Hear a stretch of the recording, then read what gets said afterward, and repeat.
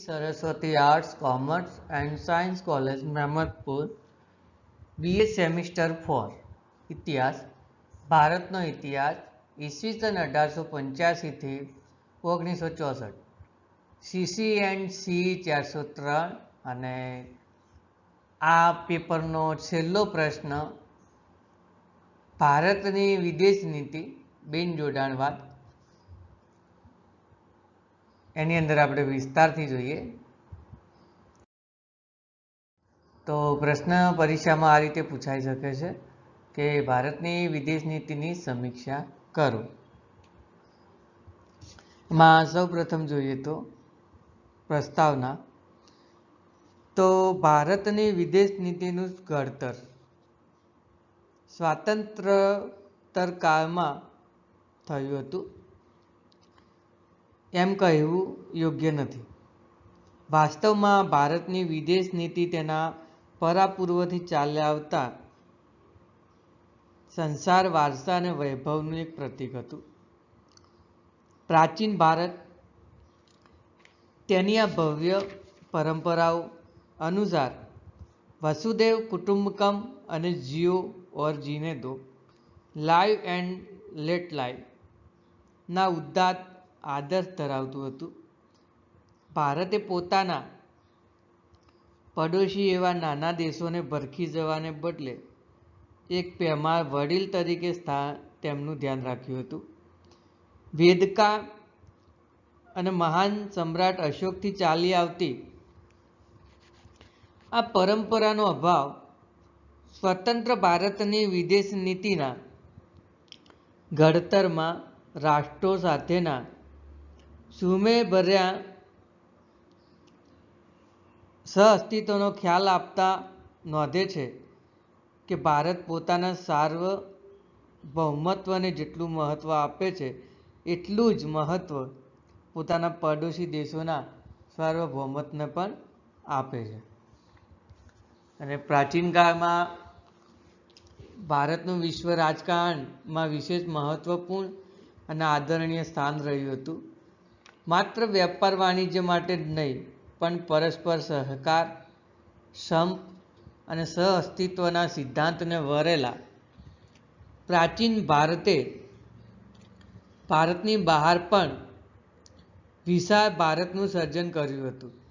Doctor RC Mazumdar અને એડી પુસલકર નોંધે છે કે પ્રાચીન ભારત બીજાથી અલગ તરી આવતું જનજીવન માર્ગ નહીં પણ પ્રાચીન વિશ્વની મહાસત્તાઓ સાથે સાંસ્કૃતિક, વ્યાપારિક અને વ્યવહારિક ઘનિષ્ઠતા પણ કેળવી હતી.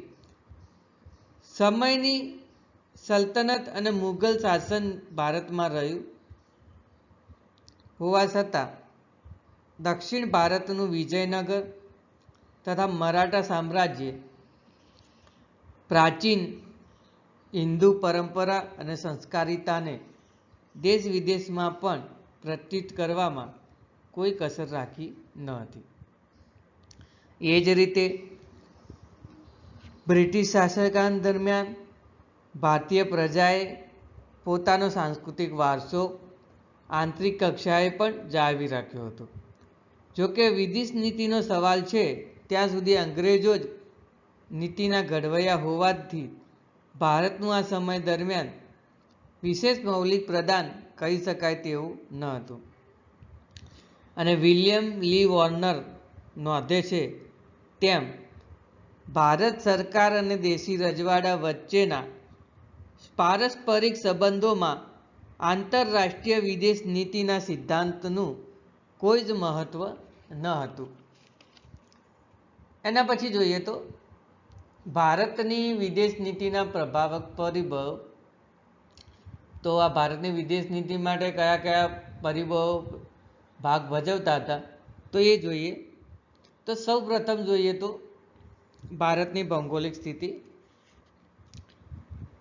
3 બાજુએથી સમુદ્રથી રક્ષાયેલો ભારત ઉત્તરમાં હિમાલયની ઉત્તુંગ પર્વતમાળાઓથી પણ રક્ષણ મેળવતો હતો. આ જ રીતે તેની કુદરતી ભૌગોલિક સ્થિતિ તેની વિદેશ નીતિના ઘડતરમાં મહત્વપૂર્ણ પરિબળ બની રહેલ હતો. વિશ્વના અન્ય દેશોના દ્રષ્ટાંતો જોઈએ તો અલગતાવાદી નીતિ અપનાવવા માટે અમેરિકાની ભૌગોલિક સ્થિતિ જવાબદાર હતી અને એ જ રીતે દરિયાઈ વેપાર તેમજ નૌકા જહાજ બનાવવાના ધંધા, પરંતુ જાપાનનું વર્ચસ્વ એ એના ભૌગોલિક સ્થાનને કારણે આભારી હતું. અને એ જ રીતે ભારતની સ્વાતંત્ર્ય પ્રાપ્તિ ટાણે ઇંગ્લેન્ડના વડાપ્રધાન ચર્ચિલે તેની ભૌગોલિક સ્થિતિને કારણે ભારત વિશ્વમાં અનિવાર્ય કેન્દ્રવર્તી સ્થાન ધરાવે છે અને ધરાવતું રહેશે એવો પણ એમને ઉલ્લેખ કર્યો હતો. સ્વતંત્ર ભારતના પ્રથમ વડાપ્રધાન પંડિત નહેરુએ પણ ભારતને પૂર્વ પશ્ચિમને સાંકળતા સેતુ તરીકે ઓળખાવ્યું હતું અને આ માટે ભારતની ભૌગોલિક સ્થિતિ જ જવાબદાર ગણી શકાય એમ હતું. એના પછી જોઈએ તો વસ્તી. કોઈપણ દેશની વિદેશ નીતિના ઘડતરમાં તેની વસ્તી મહત્વપૂર્ણ અને નિર્ણાયક બની શકે છે. વસ્તી વધારો જે તે દેશના અર્થતંત્રને તોડી પાડે છે. પરિણામે બેકારી, ગરીબી અને ફુગાવો વધી જાય છે. આર્થિક લાચારી માટે વિદેશો પર પણ આધાર રાખવો જરૂરી બનતો હોય છે. વસ્તી વધારો એ વિદેશ નીતિના ઘડતરમાં પ્રભાવશાળી મુદ્દો બની રહે છે અને ભારત જેવા અલ્પ વિકસિત તેમજ પછાતપણાની સ્થિતિ હોય તો પ્રજા સમૃદ્ધ દેશોમાં ઢસડાઈ જતા સ્વદેશમાં તેની તંગી ઊભી થાય છે. એના પછી જોઈએ તો ભૂમિ વિસ્તાર. કોઈપણ દેશનો ભૂવિસ્તાર તેની વિદેશ નીતિના ઘડતરમાં મહત્વપૂર્ણ અને નિર્ણાયક બની રહે છે. વિશાળ ભૂવિસ્તાર ધરાવતા દેશને એની વિશાળ જનસંખ્યાના સંદર્ભમાં જીતવો મુશ્કેલ બની રહે છે. ભારતનો વિશાળ ભૂવિસ્તાર અને તેની વિશાળ ખનિજ સંપત્તિને કારણે પંડિત જવાહરલાલ નહેરુએ પણ કહ્યું હતું કે ભારત જેવો વિશાળ દેશ આંતરરાષ્ટ્રીય રાજકારણમાં અન્ય કોઈ રાષ્ટ્રની આંગળી પકડીને ચાલે તે શક્ય નથી. એના પછી જોઈએ તો આબોહવા. ભારત જેવા વિશાળ દેશમાં કે જ્યાં ખેતીનો મોટો આધાર ચોમાસા પર હોય છે, ત્યાં 1-2 વર્ષનો દુષ્કાળ અને તેના કારણે ઊભી થતી અછતને લીધે ઉત્પાદનના કાર્યક્રમ ઉપર ખાસ અસર પડે છે. સ્વાતંત્ર્યના શરૂઆતના વર્ષોમાં વરસાદની અછતને લીધે ભારતને વિદેશથી અનાજ આયાત કરવાની ફરજ પડી હતી અને પરિણામે અમેરિકા જેવા અનાજ પૂરા પાડતા દેશ સાથેના સંબંધોના ઘડતરમાં ભારતને ઘણો વિચાર કરવો પડ્યો હતો. જો કે પંચવર્ષીય યોજનાઓ દ્વારા કૃષિ નીતિનું આયોજન કરવાને લીધે ભારત અનાજના ક્ષેત્રે હવે સ્વાવલંબી બની શક્યું છે. એટલું જ નહીં પણ અનાજની નિકાસ કરવાની સ્થિતિમાં પણ આવી ગયું છે. વધુ પડતા ઔદ્યોગિકરણ તેમજ કુદરતી સંપત્તિ અને સાધનોના આયોજનના અભાવને કારણે ભારતમાં અને વિશ્વમાં પર્યાવરણના અનેક પ્રશ્નો વિદેશ નીતિના ઘડતરમાં મહત્વપૂર્ણ બની રહે છે.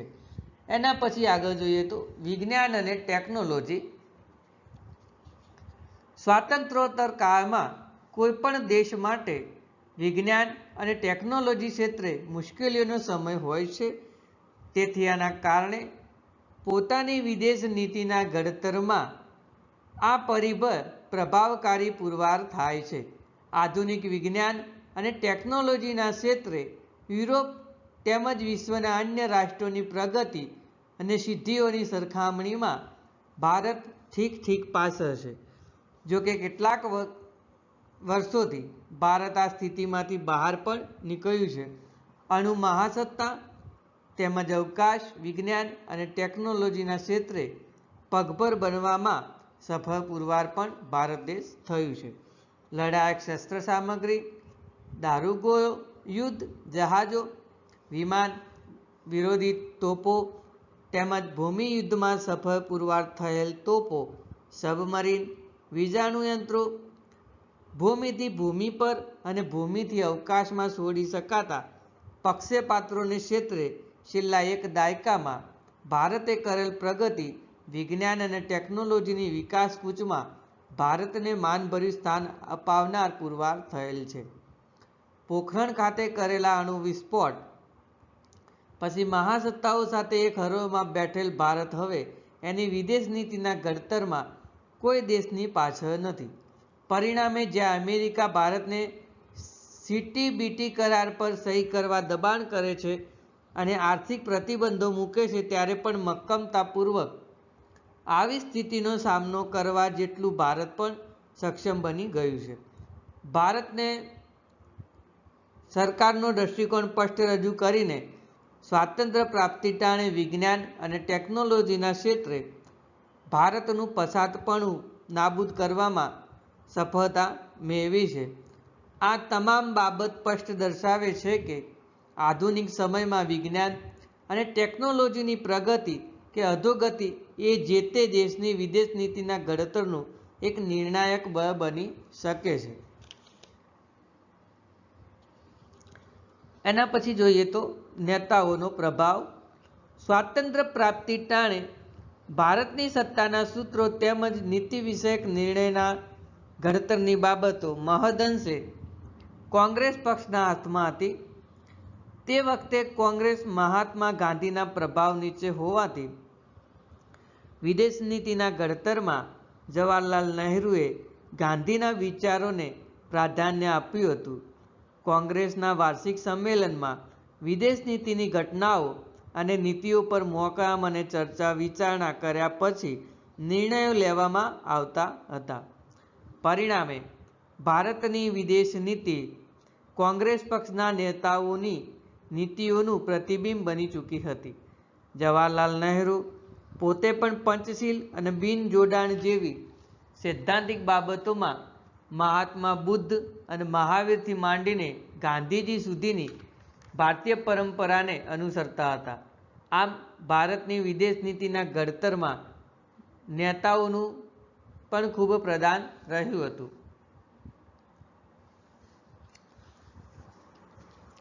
એના પછી આગળ જોઈએ તો આંતરરાષ્ટ્રીય રાજકારણનો પ્રભાવ. કોઈ પણ દેશ એ સમગ્રપણે વિશ્વનો એક ભાગ હોવાથી તેની નીતિઓના ઘડતરમાં તેનો પ્રભાવ પડ્યા વિના રહેતો નથી.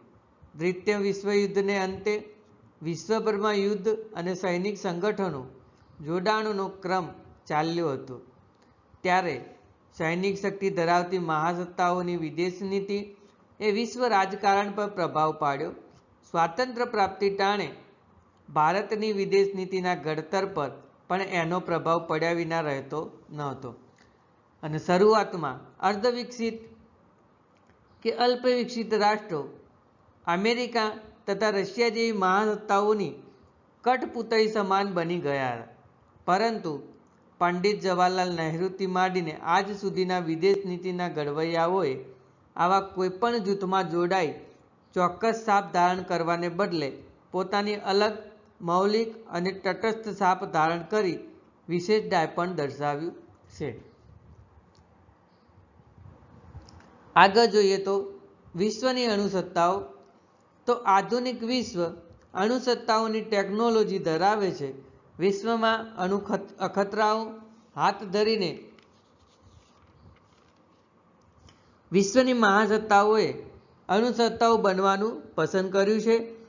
આવા તબક્કે વિશ્વ શાંતિ, માનવ કલ્યાણ અને વસુદેવ કુટુંબકમના સિદ્ધાંતને વરેલ ભારત મહાત્મા ગાંધી અને પંડિત નહેરુના સિદ્ધાંતોના પ્રભાવ નીચે આ ક્ષેત્રે સંભાળીને કદમ માંડતું હોવા છતાં આપણે અણુ ઉર્જાને રચનાત્મક શક્તિ તરીકે ઉપયોગમાં લેવાનો મક્કમ મત પણ ધરાવીએ છીએ. ત્રીજા વિશ્વના એક આગેવાન રાષ્ટ્ર તરીકે ભારતે પોતાની વિદેશ નીતિના ઘડતરમાં અણુ શસ્ત્રોની સ્વૈચ્છિક ભાગની નીતિ અપનાવી છે અને ભૂતકાળમાં વિદેશી અણુસત્તાઓની બિનજરૂરી ધાક ધમકી કે પ્રભાવમાં આવ્યા વિના ભારતે પોતાની વિદેશ નીતિ ઘડવા જેટલી મક્કમતા પણ દર્શાવી છે.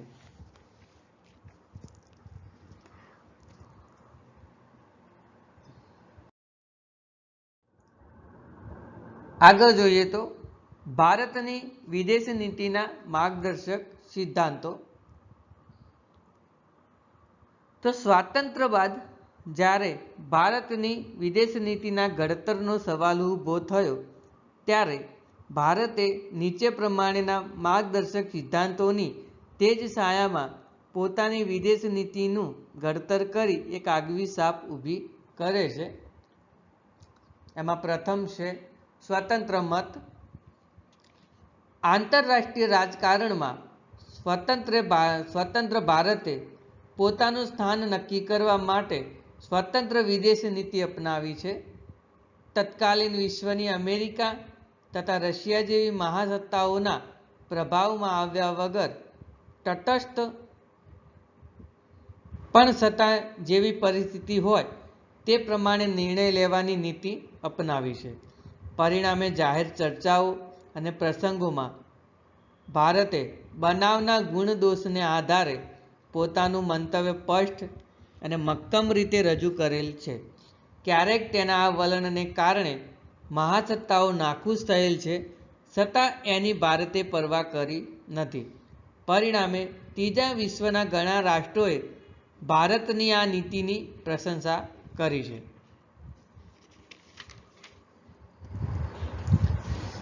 આગળ જોઈએ તો સંસ્થાનવાદ વિરોધી નીતિ.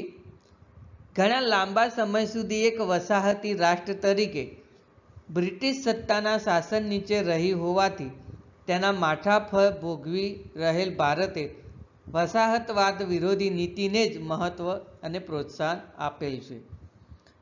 ભારતની સ્વાતંત્ર્ય પ્રાપ્તિને પગલે એશિયા, આફ્રિકા, લેટિન અમેરિકાના રાષ્ટ્રોએ સ્વાતંત્ર્ય પ્રાપ્તિની ઝુંબેશ ઉપાડી હતી. તેથી ભારતે વિવિધ આંતરરાષ્ટ્રીય ચર્ચાઓમાં સંસ્થાનવાદ વિરુદ્ધ અભિગમ અપનાવીને મહત્વપૂર્ણ કામ કર્યું છે.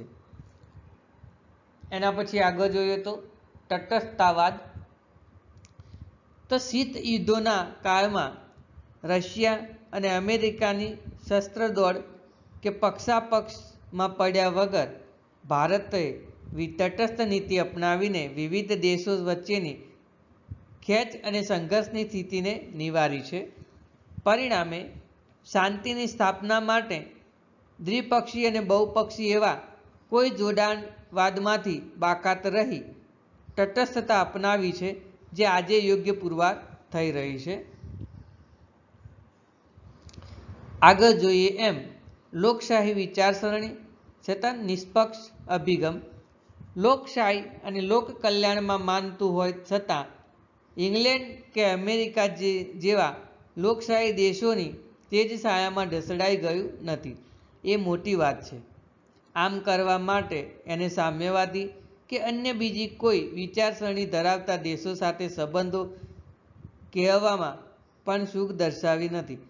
મતલબ કે લોકશાહી પરંપરાઓ અને વિચારસરણીનું સમર્થક હોવા છતાં ભારત નિષ્પક્ષ અભિગમ અપનાવી શક્યું તે પણ ભૂલવું જોઈએ નહીં. શસ્ત્ર દોડ પર નિયંત્રણ. ભારત સ્પષ્ટપણે નિઃશસ્ત્રીકરણની નીતિમાં માનતું હોવાથી 1947ની શસ્ત્ર શક્તિ અને આયોગની રચના અને 1962માં 18 રાષ્ટ્રોની નિઃશસ્ત્રીકરણ પરિષદને ટેકો આપીને પશ્ચિમના દેશોની શસ્ત્ર દોડને વ્યાજબી ગણતું નથી. નિઃશસ્ત્રીકરણ વગર પ્રજા કલ્યાણની વાત શક્ય નથી. શસ્ત્રો અને યુદ્ધગમ્ય પ્રવૃત્તિઓના કારણે દેશના અંદાજપત્રમાં તે માટે ફાળવવી પડતી અઢળક રકમ જો પ્રજાના કલ્યાણ માટે ખર્ચવામાં આવે તો સાચી દિશામાં આગળ વધવાનું શક્ય બને એમ માની ભારત શસ્ત્ર દોડ પર નિયંત્રણો મૂકવા ઈચ્છે છે. વિશ્વની મહાસત્તાઓ આવી પહેલ કરે તો ભારત તેમાં સંપૂર્ણ સાથ સહકાર આપવા માટે ઉત્સુક છે, એમ વડાપ્રધાન અટલ બિહારી વાજપેયીએ પણ જાહેરાત કરી હતી. એના પછી રંગભેદ વિરોધી નીતિ. મહાત્મા ગાંધીએ દક્ષિણ આફ્રિકામાં પ્રચલિત રંગભેદની નીતિનો વિરોધ કરી માનવ માત્રને સમાન ગણવા પર ભાર મૂકી રંગભેદ વિરોધી લડત ચલાવી હતી. સમગ્ર વિશ્વના લોકો અને વિચારકો રંગભેદના વિરોધ કરે છે, જેને ભારતે યોગ્ય દિશા આપી છે. ભારતનો આ સિદ્ધાંત એની વિદેશ નીતિના ઘડતરમાં નિર્ણાયક પુરવાર થઈ છે.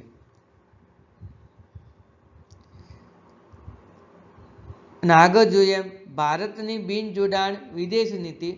તો બિન જોડાણવાદી રાષ્ટ્ર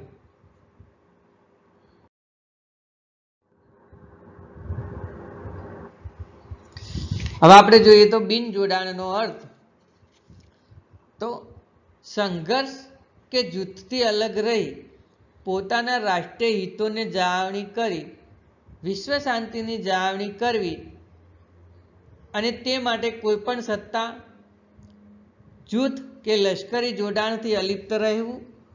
આ નીતિને અનુલક્ષીને સ્વતંત્રતા બાદ ભારતે પોતાની મૌલિક વિદેશ નીતિ ઘડી. વિદેશ નીતિના ઘડતરમાં નિર્ણાયક ભૂમિકા ભજવનાર પ્રથમ વડાપ્રધાન સ્વર્ગસ્થ પંડિત નહેરુએ વિશાળ અને વિશ્વ કલ્યાણકારી અભિગમ અપનાવીને સંસ્થાનવાદ, રંગભેદની નીતિ તેમજ પછાત અવિકસિત રાષ્ટ્રોના વિકાસની પ્રગતિ તેમજ પરસ્પરના વાદવિવાદનું શાંતિમય સમાધાન માટે સાચા માનવીય પ્રયાસો હાથ ધર્યા. આ માટે તેમણે ભારતની વિદેશ નીતિના નક્કી કરેલા લક્ષ્યાંકોની ચર્ચા કરતા ડૉક્ટર પી. શરણ પોતાના ગ્રંથ ગવર્નમેન્ટ એન્ડ પોલિટિક્સ ઓફ ઇન્ડિયામાં નીચે પ્રમાણે નોંધ કરે છે. રંગભેદ નાબૂદી, આંતરરાષ્ટ્રીય શાંતિ સલામતી, રાષ્ટ્રોના વિવાદનો પરસ્પર શાંતિપૂર્ણ સાધનો દ્વારા ઉકેલ, એશિયન આફ્રિકન રાષ્ટ્રોના હિતોની જાળવણી, વિશ્વની પ્રજાને આત્મનિર્ણયના હક અને સંયુક્ત રાષ્ટ્રસંઘ જેવી વિશ્વ શાંતિને વરેલી સંસ્થાને સમર્થન. વાસ્તવમાં પંડિત નહેરુના આ વિચાર પર વિખ્યાત રાજ્યશાસ્ત્રી હેરોલ્ડ લાસ્કી અને તેના પશ્ચિમી ઉદારતાવાદનો ઊંડો પ્રભાવ પડેલો જણાય છે, કારણ કે એમાં લોકશાહી તથા સમાજવાદનો સમન્વય છે. બિનજોડાણવાદ કે અલિપ્તવાદના આ વિચારને સિદ્ધાંત રૂપે સ્થાપિત કરવામાં પંડિત નહેરુએ 4 વર્ષ જેટલો સમય લગાવ્યો હતો અને આ કામમાં સરદાર પટેલ તથા ગોવિંદ વલ્લભ પંતે તેમને મહત્વપૂર્ણ સાથ આપ્યો હતો. નહેરુનો તે વિચાર પરિપક્વ અવસ્થા ધારણ કરી શક્યો. હવે આ સિદ્ધાંતના પાલન માટે પ્રતિબદ્ધ એવા રાષ્ટ્રો ઘણી બધી બાબતે સ્પષ્ટ સમજ ધરાવતા થયા. એકબીજાના જૂથમાં ભળી જવાથી કે જોડાવાથી જે તે રાષ્ટ્રની જે તે જૂથ માટેની પ્રતિબદ્ધતા નિશ્ચિત બનતા તેના પ્રમુખ રાષ્ટ્રને અનુસરવાની પ્રણાલી બાકી છે, જે યુદ્ધને જન્મ આપે છે. આમ કરવાને બદલે તટસ્થ અને અલિપ્ત રહેવાથી કોઈપણ રાષ્ટ્ર સ્વતંત્રપણે પોતાનો નિર્ણય લઈ શકવા સમર્થ બનતા જે તે રાષ્ટ્ર સાથે સારા સંબંધો પ્રસ્થાપિત કરીને તથા તેને વિકસાવીને પોતાના આર્થિક હિતોમાં વૃદ્ધિ કરી શકે છે. આ તમામ બાબતોને અનુસરીને પંડિત જવાહરલાલ નહેરુએ બિનજોડાણવાદની નીતિ ભારત માટે અપનાવવાનું અને તેમ કરીને દેશનો સર્વાંગી વિકાસ તથા આંતરરાષ્ટ્રીય ક્ષેત્રે સહઅસ્તિત્વ, ભાતૃભાવ તથા સમજૂતીપૂર્ણ મૈત્રી સંબંધો કેળવવાની દિશામાં પ્રયાસ કર્યો.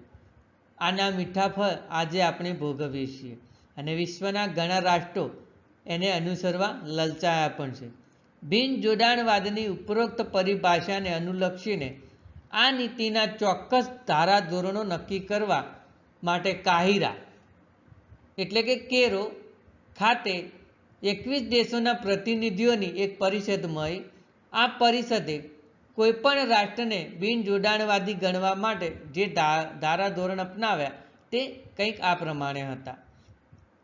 જે કોઈ રાષ્ટ્ર વિશ્વ મહાસભાઓના બહુપક્ષીય સૈનિક સંગઠનમાં સામેલ ન હોય, કોઈપણ રાષ્ટ્ર પોતાના પ્રદેશમાં વિશ્વના કોઈ સત્તાને સૈનિક છાવણી ઊભી કરવા દીધી ન હોય, જે કોઈ રાષ્ટ્ર કોઈપણ મહાસત્તા સાથે કરેલી સમજૂતીઓ અનુસાર સત્તા સંઘર્ષ કે હિત સંઘર્ષમાં જોડાયું ન હોય, જે રાષ્ટ્ર વિશ્વના અન્ય રાષ્ટ્રોની સ્વાતંત્ર્ય લડતને પણ સાથ સહકાર કે સમર્થન આપતું હોય અને જે રાષ્ટ્ર વિશ્વભરની વિવિધ શાસન પ્રણાલિકા ધરાવતા દેશોને પણ સહઅસ્તિત્વ અને બિનજોડાણવાદી નીતિ અનુસાર મૈત્રી સંબંધો જાળવ્યા હોય એવા રાષ્ટ્રોને બિનજોડાણવાદી નીતિના સમર્થક ગણવા એવું આ પરિષદમાં નક્કી થયું હતું, જેને પાછળથી બેલગ સંમેલનમાં સમર્થન મળતા આ રીતે પરિભાષિત કરવામાં આવ્યું હતું કે જે રાષ્ટ્ર શાંતિ ચાહક હોય અને સ્વતંત્ર નીતિનું પાલન કરતા ન્યાયપૂર્ણ માર્ગે પોતાની વિદેશ નીતિનું ઘડતર કરતું હોય તેને આપણે બિનજોડાણવાદી રાષ્ટ્ર કહી શકીએ. ભારતે પણ આ પરિભાષાને સમર્થન આપીને તેની જાળવણી માટે સ્પષ્ટ આગ્રહ રાખ્યો હતો. એના પછી આગળ જોઈએ તો બિનજોડાણવાદી નીતિની વિશેષતાઓ. તો બિનજોડાણવાદનો અર્થ આંતરરાષ્ટ્રીય દ્રષ્ટિએ ભારતની એકલતા એમ ક્યારે ન કહી શકાય. આ નીતિનો અમલ પછી પણ ભારતે પોતાના પ્રાણ પ્રશ્નો ઉકેલવા માટે રાજકીય કે સામાજિક બાબતોમાં આંતરરાષ્ટ્રીય ક્ષેત્રે ઘણા દેશોને સાથ અને સહકાર મેળવવાનું પણ ચાલુ રાખ્યું છે. બિનજોડાણવાદનો અર્થ નિષ્ક્રિયતાવાદ પણ નથી. પંડિત નહેરુના મતે બિનજોડાણવાદ એટલે માનસિક, શારીરિક, સામાજિક કે રાષ્ટ્રીય એવા કોઈપણ ક્ષેત્રે કર્તવ્યનિષ્ઠ તેમજ આત્મવિશ્વાસ વિહોણો એવો નિષ્ક્રિયતાવાદ પણ નથી. ભારતે આંતરરાષ્ટ્રીય ક્ષેત્રે થતા અન્યાય કે અત્યાચાર સામે સક્રિય વિરોધ નોંધાવી પોતાનો દ્રષ્ટિકોણ સ્પષ્ટ કર્યો છે. દાખલા તરીકે 1962ની નિઃશસ્ત્રીકરણ અંગેની જીનીવા સંમેલનમાં ભારતની ભૂમિકા. બિનજોડાણવાદનો અર્થ કાયરતા પણ નથી થતો. ભારતે આ નીતિના અમલ સાથે વાત સ્પષ્ટ કરી છે કે ભારત હિંમતપૂર્વક આ નીતિનો અમલ કરતું હોય તેની બિનજોડાણવાદની નીતિનો અર્થ કાયરતા ક્યારે ન કરી શકાય. પ્રવર્તમાન સમય સંજોગોમાં તેમજ સ્થિતિને અનુલક્ષીને ભારતે આંતરરાષ્ટ્રીય તેમજ રાષ્ટ્રીય કક્ષાના તમામ પ્રશ્નોનું હિંમતપૂર્વક નિરાકરણ લાવવા અવિરત પ્રયાસો કરેલા છે.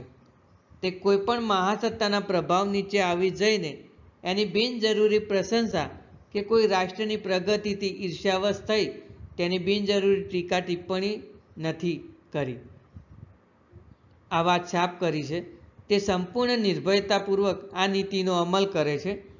ચેકોસ્લોવાકિયા, ઇજિપ્ત અને હંગને પરના આક્રમણોની વાત હોય કે કોચિંગ કોંગો સમસ્યા હોય, તે ટાણે અમેરિકા જેવી મહાસત્તાઓ ની અન્યાયપૂર્વક વર્તણૂક સામે લાલ બત્તી ધરાવતી હોય તેવું પણ એમને દેખાવ કર્યો છે. એના પછી જોઈએ તો બિનજોડાણવાદનો અર્થ મધ્યમમાર્ગી નીતિ પણ નથી. બિનજોડાણવાદની ભારતની વિદેશ નીતિનો અર્થ વચલો મધ્યમ વર્ગ પકડીને પરિસ્થિતિનો વીરતાપૂર્વક સામનો કરવાને બદલે જવાબદારીમાંથી છટકી જવાની વૃત્તિ પણ થતો નથી. જે તે સમસ્યાના ઉકેલ માટે જરૂરી તમામ પગલાં ભરવાનું ભારતે પસંદ કર્યું છે. છટકી જવા માટે કોઈ મધ્યમ માર્ગ પસંદ કર્યો નથી. સામે મહાસત્તા હોય કે નાનકડું રાષ્ટ્ર હોય, તેણે કોઈની શરમમાં તણાયા વિના ન્યાયપૂર્ણ રીતે પરિસ્થિતિમાં ગુણદોષ પર નજર રાખીને જ નિર્ણાયક માર્ગ અપનાવ્યો છે. આગળ જોઈએ તો ભારતની વિદેશ નીતિનો મૂળ આધાર કે પાયો એ પંચશીલના સિદ્ધાંતો ઉપર રહેલો છે. સ્વતંત્રતા બાદ ભારતના વિદેશ નીતિના ઘડતરમાં પંડિત જવાહરલાલ નહેરુએ ભારતની વિદેશ નીતિના ઘડતર માટે મૂળ આધાર તરીકે પંચશીલનો આશ્રય લીધો છે, જે ભારતની જગ પ્રસિદ્ધ પ્રાચીન બૌદ્ધ પરંપરાની વિશ્વને અદ્ભુત દેન ગણાય છે. પંડિત નહેરુએ આ વિચારને આધુનિક વિશ્વના પરિપ્રેક્ષ્યમાં ફરી અમલમાં મૂકવાની હાકલ કરીને વિશ્વના રાષ્ટ્રો સમક્ષ ભારતીય પરંપરાની મહાસત્તા સાબિત કરી છે. આંતરરાષ્ટ્રીય રાજકારણમાં પરસ્પર વિશ્વાસ અને વિશ્વ શાંતિના નક્કર આયામ દ્વારા વસુદેવ કુટુંબકમની ભાવનાને મજબૂત બનાવવા હાકલ કરી છે. પંચશીલના આવા ઉદાત્ત સિદ્ધાંતોની જાહેરાત સર્વપ્રથમ પંડિત જવાહરલાલ નહેરુએ 1954માં પેકિંગ ખાતે ભારત, ચીન અને તિબેટના વ્યાપાર કરાર વખતે કરી હતી. આ કરાર પર ભારત વતી ચીનમાં રાજદૂત તરીકે નિમાયેલ એન રાઘવન અને ચીનના નાયબ વિદેશ મંત્રી ચાંગુ હિન હુ હતા. ત્યારબાદ જૂન 1954માં જીનીવા પરિષદમાં હાજરી આપીને ચીનના તે વખતના વડાપ્રધાન ચાઉ એન લાઈએ ભારતની શુભેચ્છા યાત્રા કરી. ત્યારે બંને રાષ્ટ્રોના વડાઓએ આ અંગે વિરોધ ચર્ચા વિચારણાના અંતે કરેલ એક સંયુક્ત જાહેરાતમાં કરેલ પંચશીલના મૂળ 5 સિદ્ધાંતો આ પ્રમાણે હતા: પરસ્પર બિન આક્રમણ અને સહઅસ્તિત્વ, પરસ્પરના આંતરિક પ્રશ્નોમાં દરમિયાનગીરી નહીં, પરસ્પર માન અને સન્માન, પરસ્પર સમાનતાનો સ્વીકાર અને મૈત્રીપૂર્ણ વ્યવહાર, પરસ્પરના રાજ્ય સાર્વભૌમતા અને રાષ્ટ્રીય અખંડિતતાનો સ્વીકાર અને તેના માટે પૂરતો આધાર, અને પરસ્પર શાંતિપૂર્ણ સહઅસ્તિત્વ અને સાર્વભૌમત્વનો સ્વીકાર. એના પછી જોઈએ તો બાન્ડુંગ પરિષદ 9 એપ્રિલ 1955ના રોજ પશ્ચિમ ઇન્ડોનેશિયાના બાન્ડુંગ નગર ખાતે મળેલી આ પરિષદ બાન્ડુંગ પરિષદને નામે પ્રચલિત છે. ભારતના વડાપ્રધાન પંડિત જવાહરલાલ નહેરુ તથા ચીનના વડાપ્રધાન ચાઉ એન લાઈની આગેવાની હેઠળ ઓરિસ્સા, આફ્રિકા દેશોના યુદ્ધના ઉકેલ માટે પારસ્પરિક સાથ સહકારનો માર્ગ અપનાવવાનો આશય રાખવામાં આવ્યો હતો. આ પરિષદના ઉદ્ઘાટક તરીકે ઇન્ડોનેશિયાના પ્રમુખ સુકર્ણો તથા અધ્યક્ષપદે તેના વડાપ્રધાનની પસંદગી કરવામાં આવી હતી, અને પરિષદમાં ઉપસ્થિત રહેલા કુલ 340 પ્રતિનિધિએ વિશ્વના જુદા જુદા 29 રાષ્ટ્રોનું પ્રતિનિધિત્વ કરતા હતા.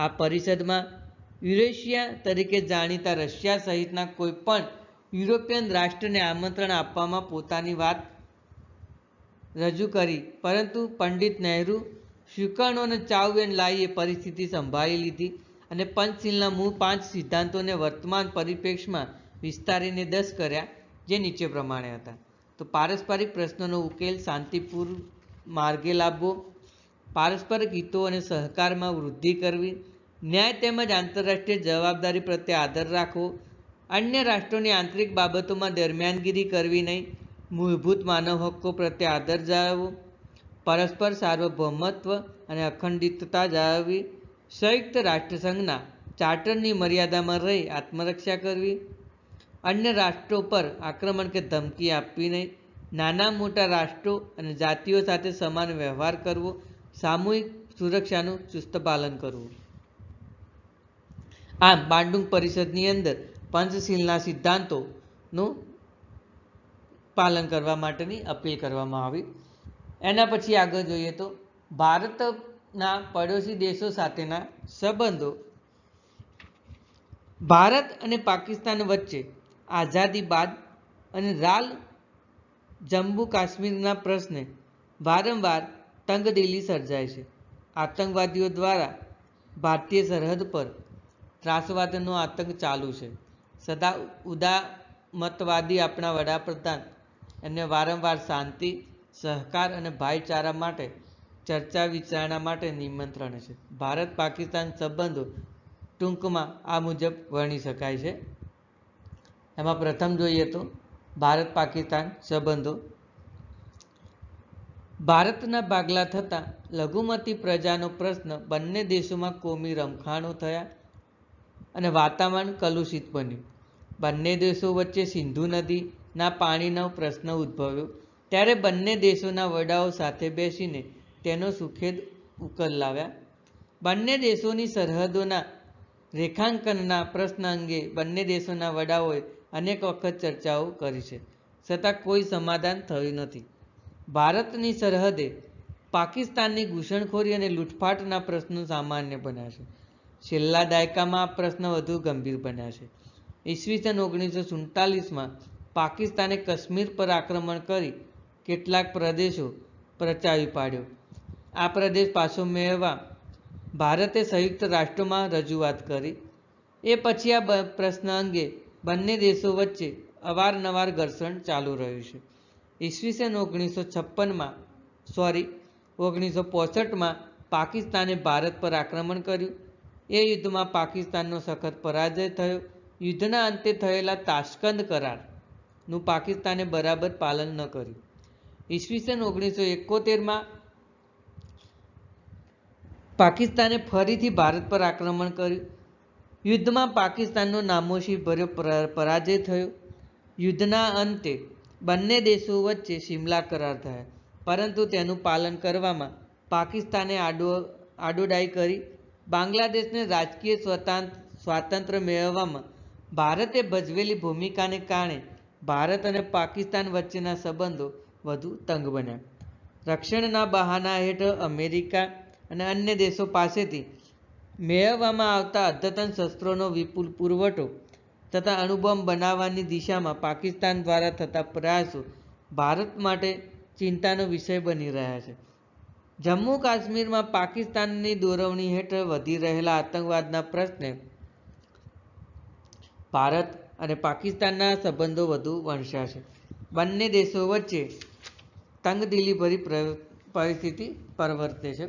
એના પછી ભારત અને મ્યાનમાર વચ્ચેના સંબંધો.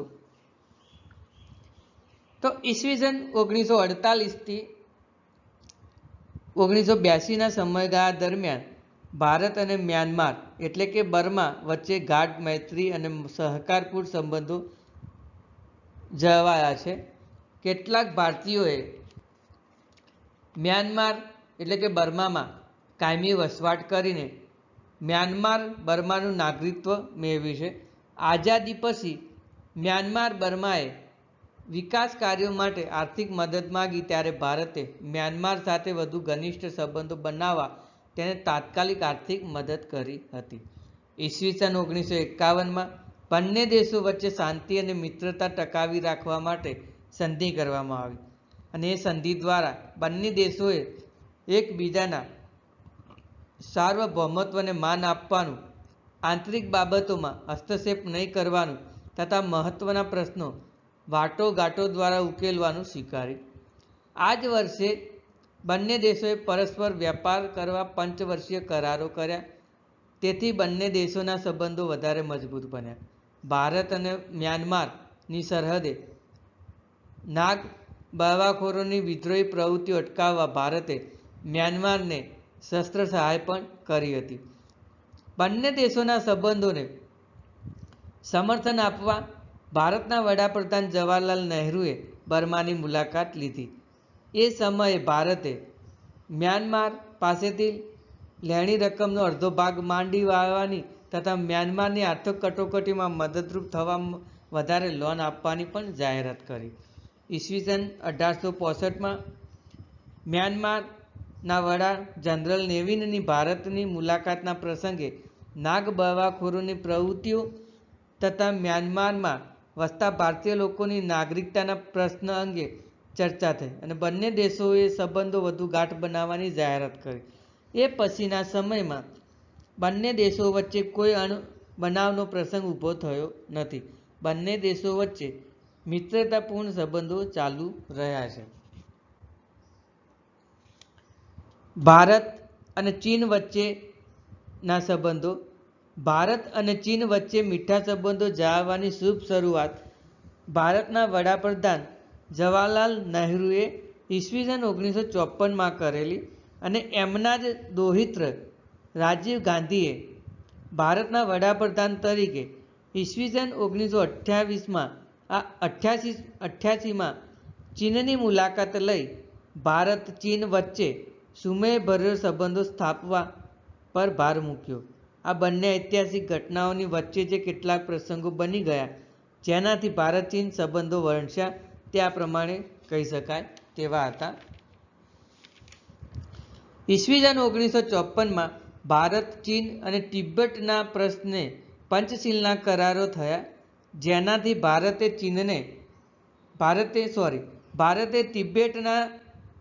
તિબેટને ચીનના એક ભાગ તરીકે સ્વીકાર્યો. ભારતે ચીનને ખુશ કરવા તેને યુએનમાં પ્રવેશ મળે તે માટે ઝુંબેશ ચલાવી, તો ચીને પણ ભારત ચીનની મૈત્રીને વિશ્વ શાંતિ માટે અનિવાર્ય ગણાવી. ત્યારબાદ ચીને ભારતની લાગણીને આઘાતજનક આંચકો આપ્યો. ચીને જે ભૂમિ નકશા પ્રસિદ્ધ કર્યા તેમાં 80,000 ચોરસ કિલોમીટરનો ભારતનો વિસ્તાર ચીને પોતાનો હોવાનું દર્શાવ્યું, જેમાં ભારતે પ્રચંડ વિરોધ કર્યો. આ બનાવ પછી ચીનનો ભારત પ્રત્યેનો પ્રતિભાવ ઉગ્ર અને ઉદ્ધતાઈભર્યો રહ્યો, જેનાથી આખરે ઈસવીસન 1962માં ભારત ચીન વચ્ચે યુદ્ધ થયું અને તેમાં ભારતનો પરાજય થયો. ત્યાર પછી ચીને કાશ્મીરના પ્રશ્ને પાકિસ્તાન તરફી વલણ લીધું અને બાંગ્લાદેશની આઝાદી સમયે ભારત પર આક્રમણ કરવાનો આક્ષેપ પણ મૂક્યો. ત્યાર પછી 1977માં ભારતના વડાપ્રધાન મોરારજી દેસાઈએ ચીન સાથે પૂર્વવત મીઠા સંબંધો બાંધવાની પહેલ કરી. પરિણામે ચીનના વલણમાં થોડું નિર્ણાયક પરિવર્તન આવ્યું. છેલ્લે શ્રી રાજીવ ગાંધીએ ચીનની મુલાકાત લીધી. તેનાથી બંને દેશો સારા પાડોશી તરીકેના સંબંધો વિકસાવતા થયા અને બંને વચ્ચે સાંસ્કૃતિક વ્યાપારી કરારો પણ થયા. ઈસવીસન 1957માં ચીનના વડાપ્રધાન ચાઉ એન લાયની ભારતની તિબ્બત પરના ચીનના આધિપત્યને ભારતે સૌ પ્રથમ માન્યતા આપી હતી. ભારતની આ મુલાકાત વેળાએ હિન્દી ચીની ભાઈ ભાઈના નારાથી વાતાવરણ ગુંજી ઉઠ્યું હતું. એ પછી બંને દેશો વચ્ચે મિત્રતા વધારવા પરસ્પર મુલાકાતો યોજવામાં આવી. એ પછી બંને દેશો વચ્ચેની મેકમોહન સીમા રેખાના વાટાઘાટો દ્વારા સુખદ ઉકેલ આવ્યો નથી. ઈસવીસન 1962માં ચીને ભારતની સરહદ પર આક્રમણ કર્યું. એ યુદ્ધને કારણે ભારતના ચીન સાથેના મૈત્રીભર્યા સંબંધોનો અંત આવ્યો. એ પછી બંને દેશોના સુધારા શક્ય બન્યા નથી. ભારત પ્રત્યે ચીનનું વલણ નકારાત્મક રહ્યું. ઈસવીસન 1980માં બંને દેશો વચ્ચેના સંબંધો સુધારવા વારંવાર વાટાઘાટો યોજાઈ. ઈસવીસન 1988માં વડાપ્રધાન રાજીવ ગાંધીએ ચીનની મુલાકાત લીધી. એ પ્રસંગે બહાર પાડવામાં આવેલ સંયુક્ત નિવેદનમાં ચીને વિશ્વ શાંતિ માટે પંચશીલના સિદ્ધાંતોને અનુસરવાની તૈયારી દર્શાવી અને બંને દેશો સારા પડોશી સંબંધો વિસ્તારવામાં સંમત થયા. એ પછી બંને દેશોએ સાંસ્કૃતિક અને વેપારી સંબંધો વિકસાવવા વિવિધ કરારો કર્યા છે.